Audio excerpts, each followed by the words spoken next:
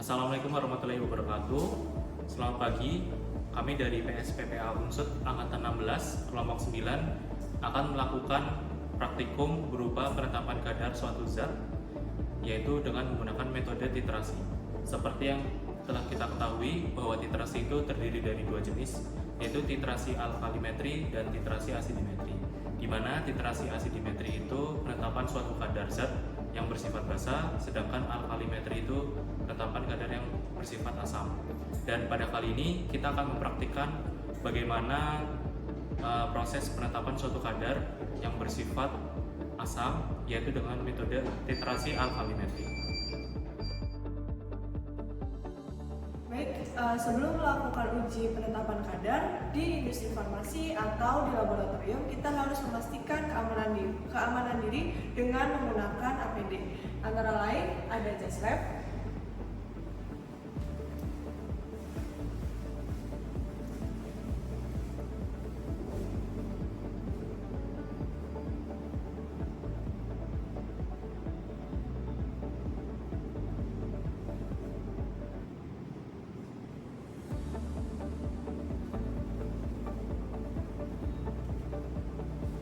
kemudian kita menggunakan masker.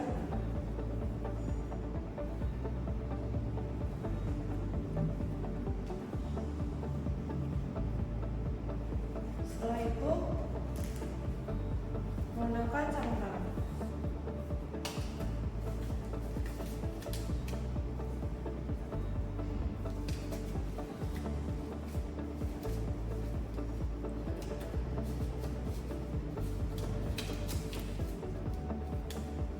Baik, pada program kali ini kami akan melakukan pengujian kadar asam sitrat anhidrat yang tertera pada monografi asam sitrat anhidrat di Farmakope Indonesia edisi ke-6.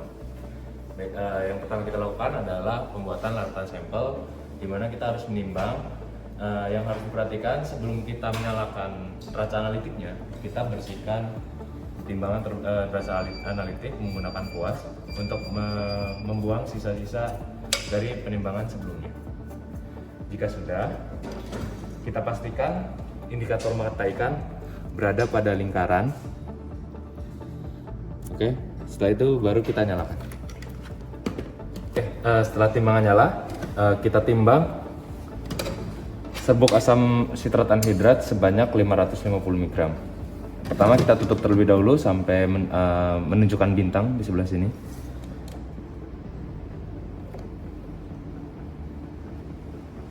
Nah, setelah bintang muncul kita taruh untuk menolkan. Oke. Setelah itu kita timbang sebanyak 550 mg dengan toleransinya adalah 0,1% atau dalam hal ini plus minus 0,55 mg.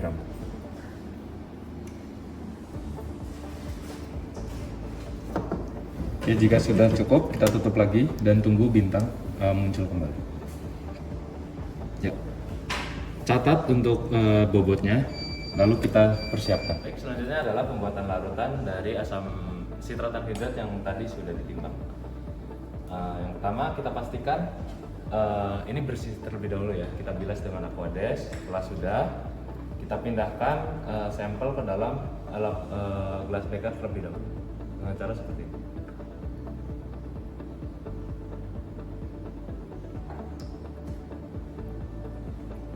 Jika merasa kurang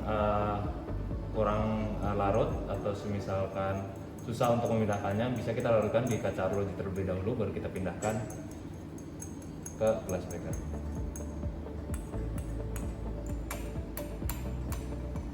Pastikan tidak ada sisa karena nanti akan mempengaruhi dari kadarnya.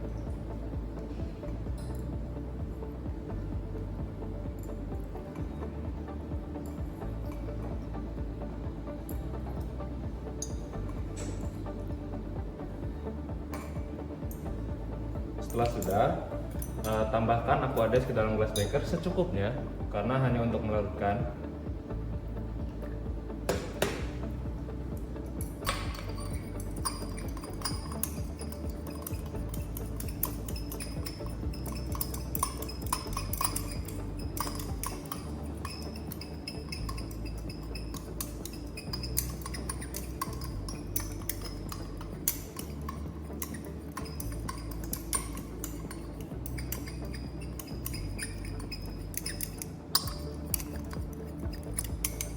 Jika sudah terasa larut sempurna, pindahkan ke dalam labu ukur 50 ml sesuai dengan farmakope.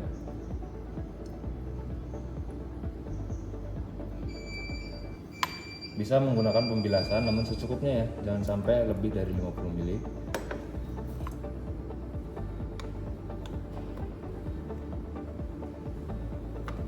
Oke, setelah itu tambahkan Aquades hingga tanda batas. Sekiranya sudah sampai leher, kita lebih baik menggunakan pipet agar tidak berlebihan Aquadesnya. Ingat harus sejajar matanya.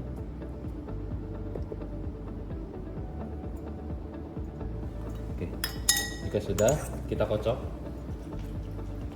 dan larutan asam sitrat hidrat sudah siap digunakan untuk pengujian kadar asam sitrat hidrat. Sesuai dengan Farmakope Indonesia, untuk titeran yang kita gunakan adalah larutan NaOH dengan konsentrasi 1N. Kemudian untuk cara membuatnya, kita membutuhkan perhitungan untuk menghitung berapa bobot NaOH yang kita butuhkan. Untuk itu diperlukan perhitungan dengan rumus N sama dengan gram NaOH per ml NaOH dikali 1000 dibagi volume yang akan kita butuhkan dikali dengan valensi NaOH. Untuk hasil dari perhitungan tersebut, kita memperoleh NaOH yang kita butuhkan adalah 4 gram. Dan kita lakukan penimbangan NaOH sejumlah 4 gram sesuai dengan hasil perhitungan, di mana kita menggunakan volume NaOH yang akan kita buat adalah 100 ml. Berikut merupakan hasil penimbangan NaOH sebanyak 4 gram dan kita tunggu agar bobotnya konstan dan ada tanda bintang di pojok.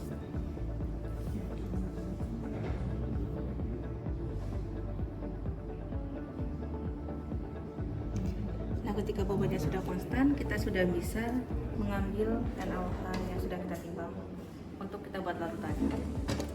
Untuk membuat larutan NaOH 1N sebanyak 100 ml, kita membutuhkan tadi 4 gram NaOH yang sudah kita timbang dengan dilarutkan dalam 100 ml air atau Aquades. Di sini kita ukur terlebih dahulu sebanyak setengah dari volume yang kita inginkan, yaitu 100 ml. Kita ukur sebanyak 50 ml terlebih dahulu untuk melarutkan NaOH-nya.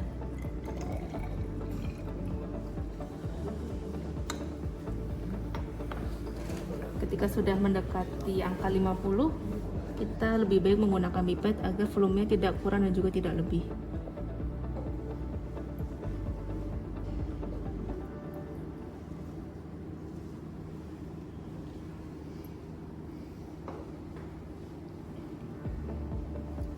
Volume yang kita lihat di gelas ukur adalah volume yang ditujukan oleh meniskus bawah.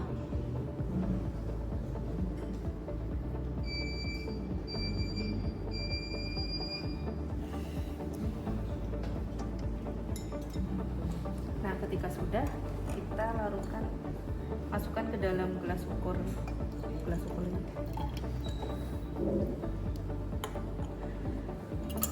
Dan kita aduk hingga NaOH-nya larut secara merata.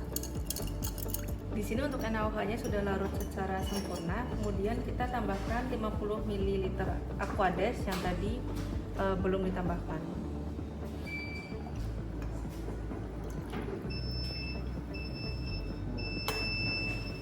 Kemudian diaduk lagi hingga homogen.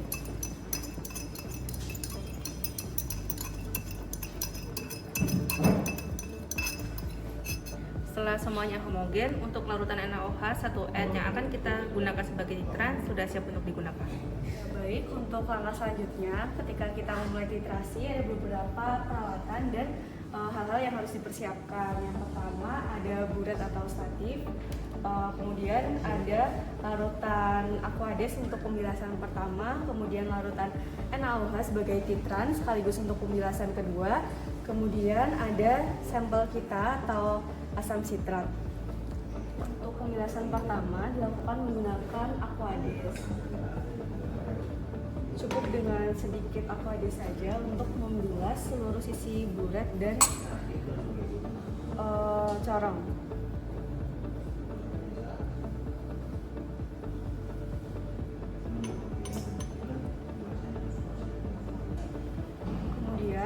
penjelasan kedua dilakukan menggunakan titran yaitu NaOH.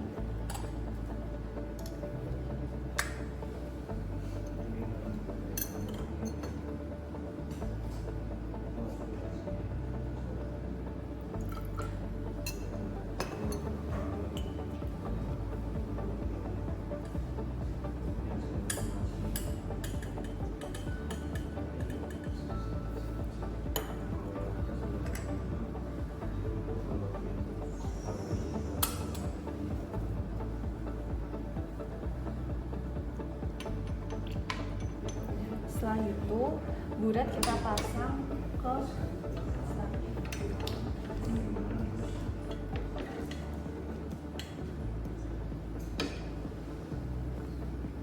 Untuk langkah selanjutnya, kita akan mengisikan larutan titran atau NaOH 1N ke dalam burat.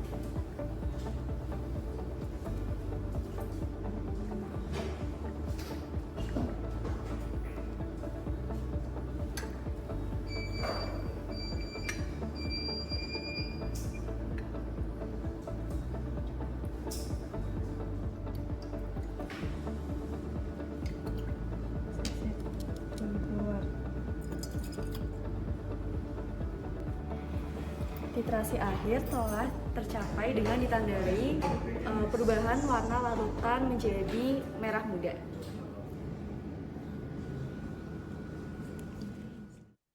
Nah, kemudian setelah melakukan pengujian titrasi asam basa, maka selanjutnya kita akan memperoleh data hasil percobaan seperti yang ada di tabel ini. Nah, diketahui bahwa pengujian tadi telah dilakukan replikasi sebanyak 3 kali. Nah, tujuan dari replikasi sendiri adalah untuk meminimalkan kesalahan serta untuk meningkatkan keakuratan hasil pengujian kita. Kemudian diketahui juga bobot asam sitrat anhidrat yang telah ditimbang dan volume titrasinya. Di sini ditanyakan berapa persen kadar asam sitrat anhidrat yang diperoleh jika diketahui N-titrannya sama dengan 1N. Nah, untuk menghitung persen kadar, maka kita perlu menggunakan rumus yaitu persen kadar sama dengan V titran dikali N titran dikali kesetaraan dibagi N aktual dikali bobot sampel dikali 100%. Nah, untuk V titrannya atau volume titrannya di sini kita menggunakan hasil pengujian kita di sini. Kemudian N titrannya adalah yang diketahui yaitu sama dengan 1N. Kemudian untuk kesetaraannya dan N aktual kita belum ketahui dan untuk bobot sampelnya kita ketahui di dalam tabel ini. Nah, untuk mengetahui kesetaraan dan N aktualnya, maka kita perlu membuka Farmakope Indonesia.